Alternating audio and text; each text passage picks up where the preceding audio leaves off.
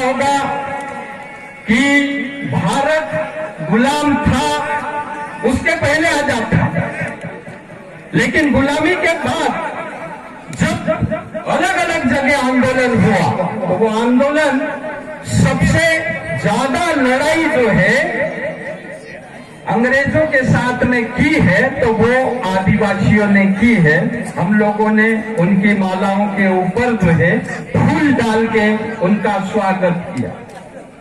1857 की क्रांति की अगर हम बात करेंगे तो 1857 की क्रांति में ऐसा कहा जाता है कि खून की नदियां बही थी। लेकिन मेरा सवाल आप सबसे है कि 1857 में क्रांति हुई थी, हमने पढ़ा खून की नदियां बही थी, वो भी पढ़ लिया, लेकिन मेरा सवाल ये है कि नदी कहां थी और उस नदी में खून किसका बहा? ये मेरा आप सबसे सवाल है, इसका जवाब हमको ढूंढना है, क्योंकि जो है वो खून कहीं न कहीं मुझे लगता है कहीं न कहीं वो आदिवासियों का ही होगा, क्योंकि जो है गांव में नदी होती है और शहरों में नालियां हुआ करती। नदी का पानी पीने के काम में आता है और नालियों का गंदा पानी देख के ही जो है लोग दूर हो जाते, गंद बीमार। तो इतिहास में ये लिखा है कि 1857 की क्रांति में खून की नदियां बही। दूसरी बात साथियों, जब 1857 की क्रांति में खून की नदियां बही थी, उसके बाद में क्यों अंग्रेजों को जो है आदिवासी की समस्या की जांच करने की जरूरत पड़ी? हमारे देश में जब अंग्रेजों का शासन था तो वो खून की नदियां बहने के बाद में भारत में जो अंग्रेज शासन था उसने जो है आदिवासी क्यों अंग्रेजों के विरुद्ध में आंदोलन कर रहा है उसको जानने के लिए अंग्रेज सरकार ने साइमन कमीशन का गठन किया और वही साइमन कमीशन की रिपोर्ट आने के बाद में अंग्रेज सरकार ने गवर्नमेंट ऑफ इंडिया एक्ट जो है लागू कर दिया। वही गवर्नमेंट ऑफ इंडिया एक्ट के तहत आदिवासी को जंगल, जमीन और पानी की स्वतंत्रता देती है। वो आजादी जो आदिवासी के पूर्वजों ने लड़ा था, वो आजादी जो है अंग्रेजों ने आदिवासी को 1935 में दे दी थी। किंतु बड़े दुख के साथ में ये कहने में आता साथियों कि आजादी मिली 1947 में और 1947 के बाद में फिर देश को चलाने के लिए भारत सरकार ने एक संविधान बनाया। वो संविधान बना 1950 और वो संविधान में 1950 में संविधान में ये जो अंग्रेजों ने गवर्नमेंट ऑफ इंडिया एक्ट बनाया था उसी एक्ट को जो है संविधान की 5वीं और 6ठी अनुसूची में रख दिया। क्या है 5वीं अनुसूची? 5वीं अनुसूची ये कहती है कि आदिवासी का एक अलग इलाका होगा, उस इलाके को आदिवासी इलाका कहेंगे और उस इलाके पे संविधान की 5वीं अनुसूची लागू होना चाहिए। संविधान में लिखा गई 5वीं अनुसूची, लेकिन जमीन स्तर पर जो है उसको अमल में नहीं किया था। क्या है 5वीं अनुसूची की विशेष धारा 5 वो ये कहती है कि आदिवासी की जमीन कोई भी गैर आदिवासी नहीं ले सकता, साथ साथ में वो भाड़े नहीं ले सकता, गिरवे नहीं ले सकता, लीज पर नहीं ले सकता, पट्टे पर नहीं ले सकता। तो यह आदिवासी की जमीन की सुरक्षा करती है 5वीं अनुसूची। और यही 5वीं अनुसूची को पेशा कानून में रख दिया। तो पेशा कानून 1996 में बना, तो 1996 के पेशा कानून के तहत जो है ये पेशा कानून की धारा 4D के तहत ये कहा गया है कि आदिवासी की जमीन कोई भी गैर आदिवासी ले नहीं सकता और गिरवी नहीं ले सकता, दान नहीं ले सकता। तो हम पेशा कानून के तहत आज जहां जहां पर आदिवासियों की जमीन कोई गैर आदिवासी छल कपट से ले रहा है तो उसको वापस करवाने का काम जो है हम लोग जो है कर रहे हैं। साथियों, इसी प्रकार से आपके इलाके में, आपके गांव में, जहां पर जो है कोई भी व्यापारी व्यापार करने के लिए आता है या धन उधार देने के लिए आता है, तो धन उधार देने के पूर्व आपकी ग्राम सभा से सहमति लेना अनिवार्य है। अभी साथियों, हम लोग आंदोलन कर रहे हैं। भाई पिछली सरकार ने कर्ज माफ किया, लेकिन सरकार गिर जाने से आधे लोगों का कर्जा माफ हुआ, आधे लोगों का कर्जा माफ नहीं। तो इसमें जो है अभी हमारा ये निवेदन है अभी की सरकार से कि जो पिछली सरकार के घोषणा पत्र में था, और वो घोषणा पत्र के आधार पे जो कर्जा माफ हो गया है और जो बचा है उसको माफ करो। साथ ही अगर जो है वो पिछली सरकार के घोषणा पत्र के विरुद्ध में अगर आपको काम करना है, तो आपको जो है आदिवासी के लिए जो मध्य प्रदेश सरकार ने दायित्व निर्धारण नियम 1979 बनाया था। क्या है दायित्व निर्धारण नियम 1979? कि आदिवासी किसान या आदिवासी मजदूर अपने फायदे के लिए किसी से कर्जा लेता है, लेकिन वो कर्जा लेने के बाद में उस आदिवासी का फायदा नहीं होता है, तो ऐसी परिस्थिति में आदिम जाति कल्याण विभाग की जिम्मेदारी बन जाती है कि उस आदिवासी का लाभ नहीं हुआ। ऐसी परिस्थिति में उस आदिवासी के कर्जे खाते में दायित्व निर्धारण नियम के तहत भारत सरकार के पास में आदिवासियों का जो पैसा जमा है संविधान के अनुच्छेद 275 परंतु 1 के तहत जो गच्छित धन है, राज्य सरकार प्रस्ताव बनाएगी और केंद्र सरकार को वो प्रस्ताव भेजेगी कि हमारे इलाके में इतने आदिवासी किसानों ने कर्जा लिया है, और कर्जा किसान इसलिए लिया था कि खेती में जो है वो बीज डालेगा, खाद डालेगा, दवाई डालेगा, लेकिन समय पर पानी नहीं गिरेगा तो उस किसान की फसल नहीं पकी है, तो उसका जो है जो उद्देश्य था कर्जा लेने का, वो उद्देश्य पूरा नहीं होता है। ऐसी परिस्थिति में राज्य सरकार जो है केंद्र सरकार को प्रस्ताव बना के भेजना चाहिए और सारे आदिवासी किसानों का कर्जा दायित्व निर्धारण नियम 1979 के तरह माफ होना चाहिए। तो ये हम लोग लड़ाई कर रहे हैं सारे बैंकों को, ग्राम सभाओं के द्वारा बैंक जो है कोर्ट से हमको नोटिस दे रही है, और हम जो है संगठन के जरिए से ग्राम सभा में प्रस्ताव पास करके कोर्ट को नोटिस दे रहे हैं। भाई कोर्ट हमारे से छोटी है, कोर्ट हमारी ग्राम सभा के बिना पूछे जो है एक तो कर्जा देना अपराध है, दूसरा वसूली करना अपराध है, तो कोर्ट जो है अपने कानून कायदे से कैसे जो है हमको नोटिस भेज रही है। ऐसा करके हम लोगों ने कोर्ट को नोटिस दिए हैं, बैंक को नोटिस दिए।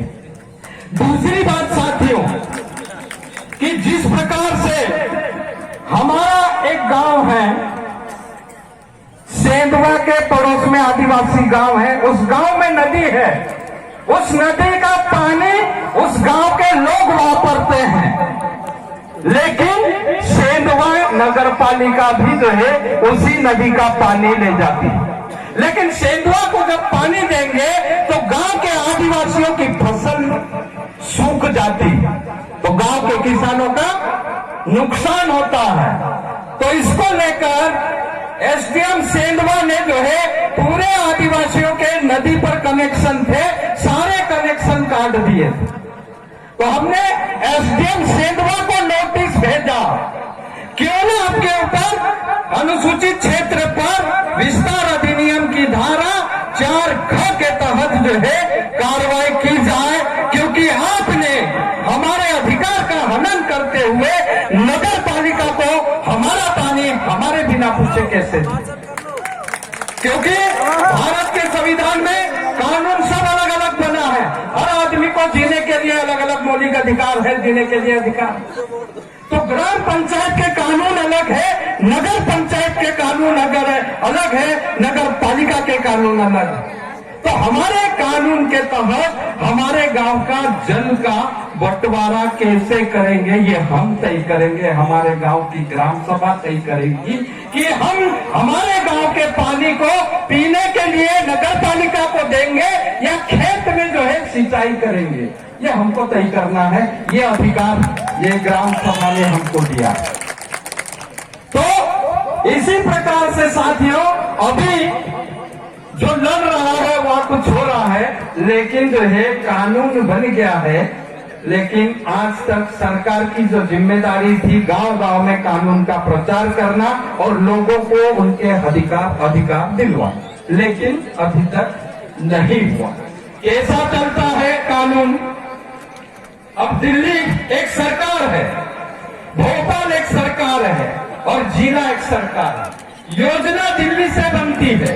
अभी आपको पता है 3-4 महीने पहले या 1 साल पहले स्वच्छता अभियान के तहत कलेक्टर जो है बाहर लेटरिंग करने वाले को पकड़ रहा था एसडीएम। तो ऐसी स्थिति थी, जो लोगों की जरूरत नहीं है वो दिल्ली की सरकार लोगों को देती है, तो वो भी जो है भ्रष्टाचार के ऊपर चढ़ जाती है योजना। तो ये जो व्यवस्था चल रही है, इस व्यवस्था के विरुद्ध में पंचायत उपबंध अनुसूचित क्षेत्र पर विस्तार अधिनियम, एक तो ना लोकसभा ना राज्यसभा, सबसे ऊंची ग्राम सभा। तो ग्राम सभा एक सरकार है, जैसे भोपाल और दिल्ली सरकार है वैसी ही गांव की सरकार ग्राम सभा। लेकिन अभी जो है इस कानून को भी अभी जो है नियम नहीं बनाकर 25 साल हो गया केंद्र का कानून बना हुआ, लेकिन मध्य प्रदेश सरकार अभी तक इस कानून को नहीं बनाया। क्यों नहीं बनाया? क्योंकि जो है आदिवासियों को अपना हक अधिकार मिल जाए और जल जंगल जमीन के ऊपर उनका अधिकार हो जाएगा, इसलिए वो कानून नहीं बना। साथियों, दूसरी बात जो है, जिस प्रकार लेन देन का हुआ, संसाधन के ऊपर हमारा नियंत्रण कैसे हुआ और विवादों के ऊपर निपटारा करने के लिए कई सारे मामले ऐसे आ रहे हैं जिसमें कि जो है हमने ये कहा कि अभी आदिवासी का संवैधानिक अधिकार अलग है, हिंदू का संवैधानिक अधिकार अलग है। संविधान में सारे धर्मों को जीने के लिए, लड़ने के लिए, रहने के लिए अपना अलग अलग व्यवस्था सरकार ने बनाई। उसी व्यवस्था के तहत पेशा कानून के तहत अभी जो है गांव में ग्राम सरकार और जिले में जिला सरकार का गठन करना है। ये जो है पंचायत उपबंध अनुसूचित क्षेत्र पर विस्तार अधिनियम की धारा 4 के तहत जिले में जिला सरकार का गठन होना चाहिए, जिले में न्यायपालिका का गठन होना चाहिए, जिले में कार्यपालिका का गठन होना चाहिए। क्यों? क्योंकि गांव में जो है तुमको विवाद निपटाने का अधिकार दे दिया, लेकिन अभी क्या हो रहा है, बहुत सारे युवा साथी बैठे इसलिए मैं बोल रहा हूं कि लड़का लड़की का ज्यादातर विवाद हो रहा। पढ़े लिखे लड़के मोबाइल से जो है लड़का लड़की बात करते हैं और दोनों की मर्जी आती तो वो शादी कर लेते हैं। लेकिन क्या है कि लड़के की उम्र कम होगी,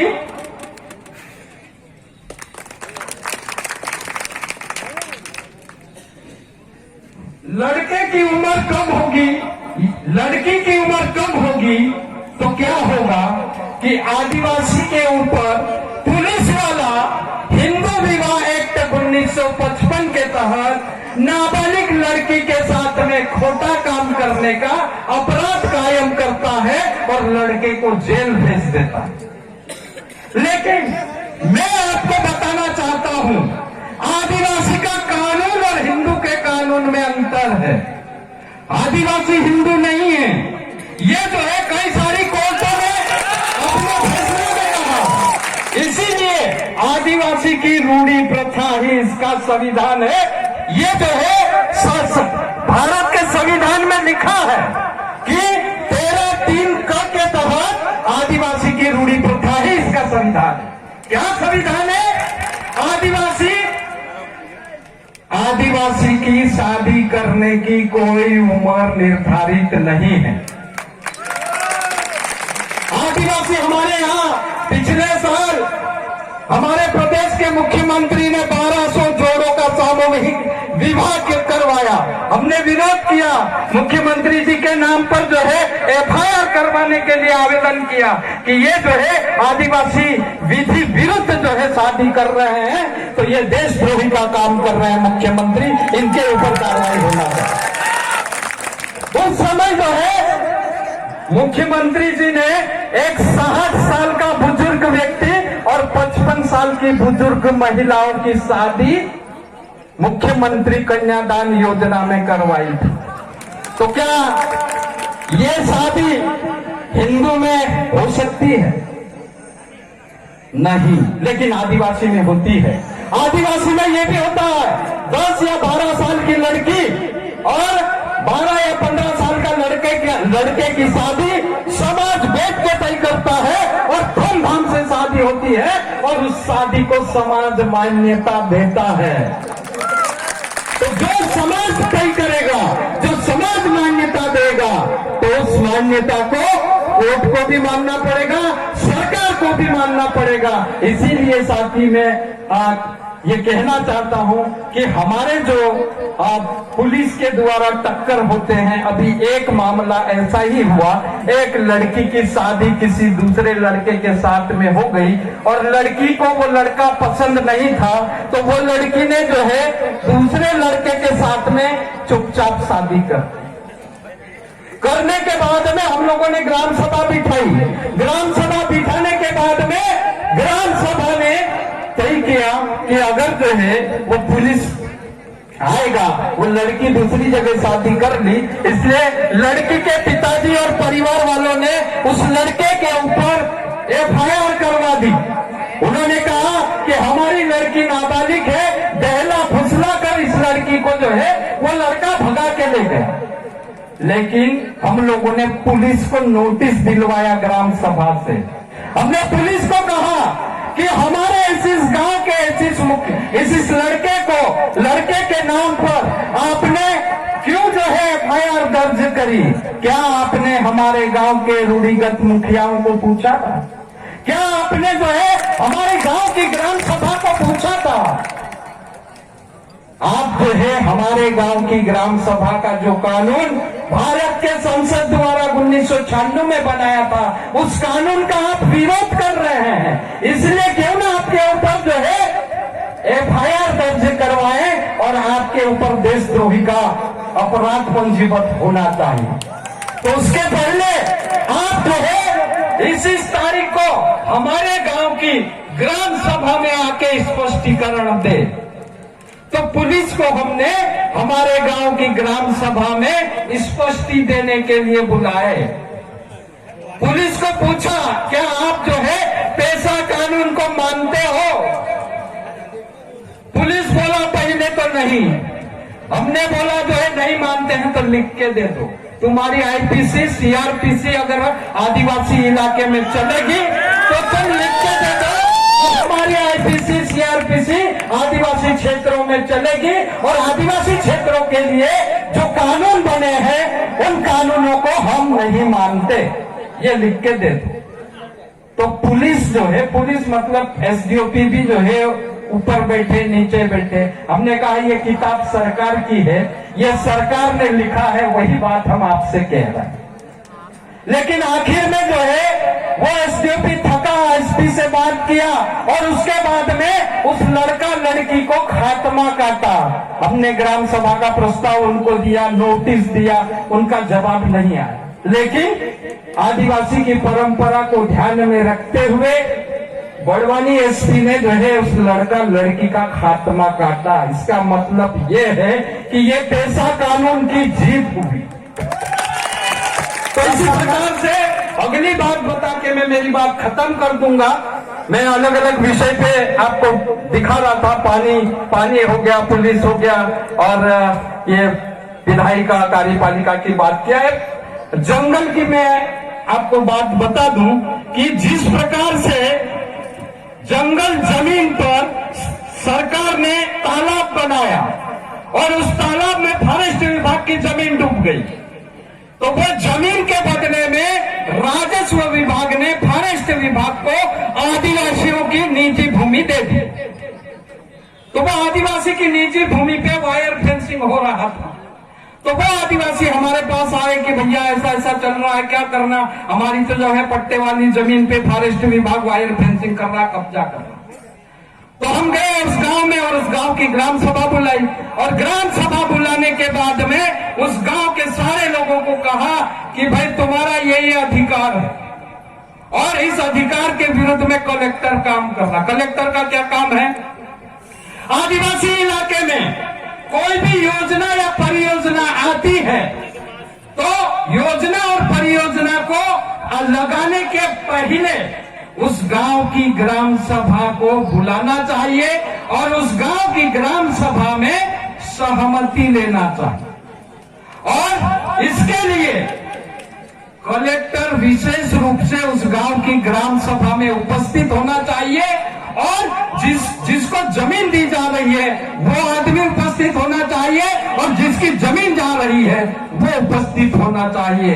कलेक्टर जो है उन दोनों को जो है बारी बारी से पूछने के बाद में अगर सहमति होगी तो कलेक्टर के उपस्थिति में ग्राम सभा की सहमति होगी तो ही वो जमीन आदिवासी की जमीन योजना और परियोजना को दी जाएगी। अन्यथा जो है किसी भी परिस्थिति में वो जमीन आदिवासी की जमीन किसी को नहीं दी जाए। तो एक जो है मामला जो मैं बता रहा था, उन गांव के लोगों को हमने बताया कि आपके बिना पूछे तो ये जमीन जाना नहीं चाहिए थी, तो कैसे चले गई। तब जो है उन्होंने कहा कि हमको कानून की जानकारी नहीं, तो हमने कानून की जानकारी उनको दे दिया और कहा कि चलो पूरे गांव के लोग जाते हैं, कलेक्टर ने गैर संवैधानिक काम किया है, तो जो गैर संवैधानिक काम करता है वो अपराधी की श्रेणी में आता है। तो कलेक्टर अगर गैर संवैधानिक काम किया है तो कलेक्टर भी अपराधी